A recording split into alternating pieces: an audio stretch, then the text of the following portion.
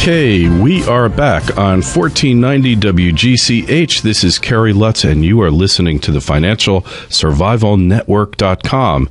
If you've got a question or something you want to talk about, give us a call, 203-661-5051. My friend and fellow radio host, Jay Taylor of jtaylormedia.com, is with us now to talk about the exodus from the dollar and the euro that's taking place now. He's an authority on mining stocks, been writing a newsletter about them for over 30 years. Hey, Jay, welcome back to FinancialSurvivalNetwork.com. Really good to be with you, Kerry. And it's always great to have you because I always learn things from you.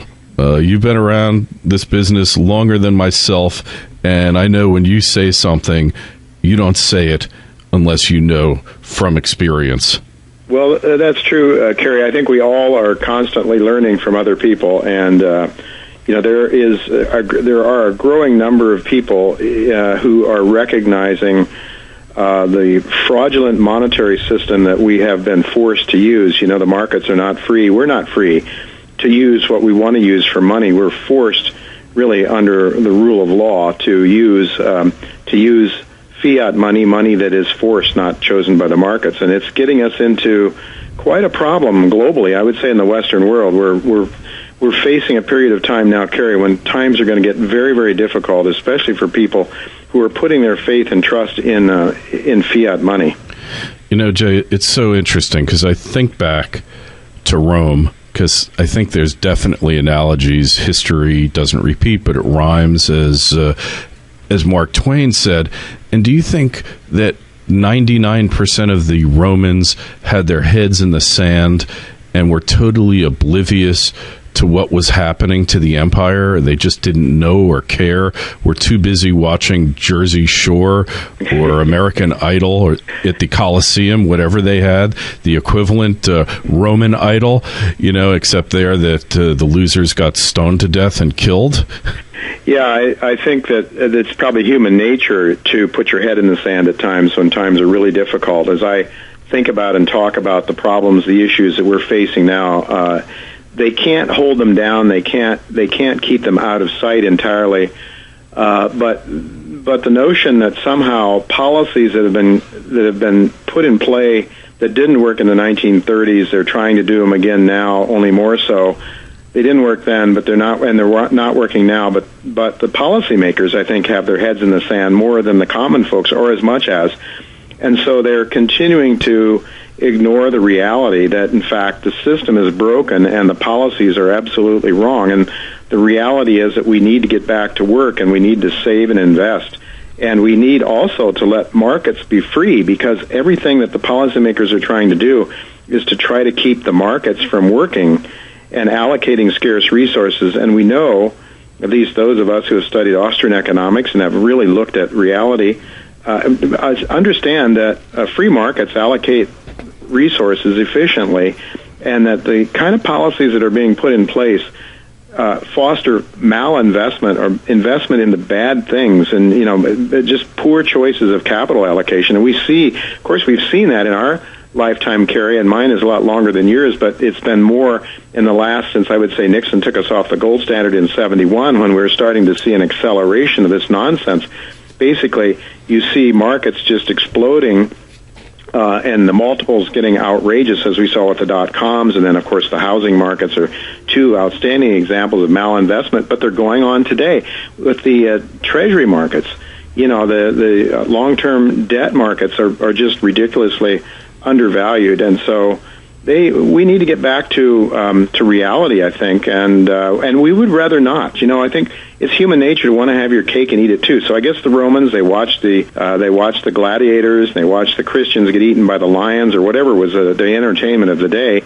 Well, we have our things here too. We have mass murders, and we have all kinds of things that take place, and that occupies the mindset of the American people rather than, and I'm not saying those are tiny issues, they're tragedies, of course, but rather than allow the American people to really understand what's going on, I think, well, to the extent that the policymakers understand it, I don't know that they do very well, but certainly anybody that comes out with a voice against the policymakers and the establishment are downplayed, and we saw that, of course, with Ron Paul being the best example. Oh, for sure. I mean, Ron Paul was the only person who discussed any of the issues during the election, anything that mattered, and what did they do with him, right? Well, yeah, I mean, they marginalized him as much as possible, but he's not going away, and the problems that made him more popular over the last 10 years are not going away. I might add that there's another person, though, in Europe that is very worth people knowing about, and his name is Nigel Farage. Oh, sure. And Nigel Farage is, I would really dearly love to try to get him on my show sometime, but Nigel really tells it like it is. I mean, I was watching some videos, and I'm sure you have too, Kerry. He's taking on Tony Blair, taking on the European Union, and I think the guy is exactly right about what's going on. I think in the mainstream you've got Rick Santelli coming out at times, I think, is really the lone spokesman in the mainstream that sort of understands markets.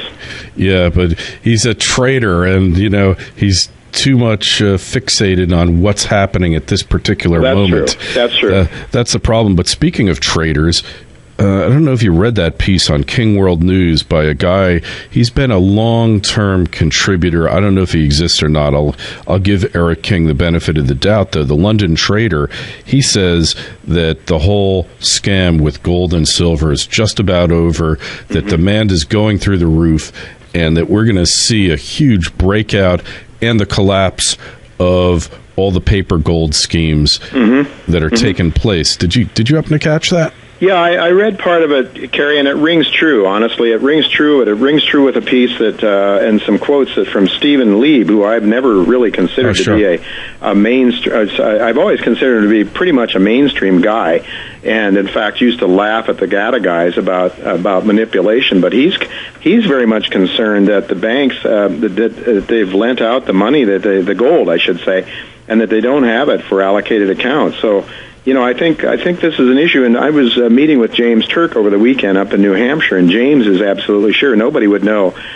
Few people would know the gold markets better than James Turk's goldmoney.com, and James is absolutely convinced this is the issue, that in fact the banks are, as the article pointed out here, when you put your money in a deposit, your dollars in your bank account, if you read the small print, you really don't own them. The bank owns them. Yeah. And if there's a run on the banks, then the banks print more money and give it back to you. The problem with the gold, when the gold is put in banks, the banks can't print the gold. But here's the thing, Kerry, and this is what I think is going to I think we're going to see an explosion in the gold price, either the nominal price, but at least the real price for sure. And we've seen the real price of gold rise very dramatically since Lehman Brothers, because people are losing confidence, and I'm not talking common folks, the ones that are watching, the TV shows that you mentioned, but I'm talking about big, serious money around the world, and probably central governments that are adversaries to the United States primarily, have been buying gold, and we're seeing the real price of gold rise very dramatically. And I talked about this before, in terms of what an ounce of gold will buy. It's risen dramatically since 2008.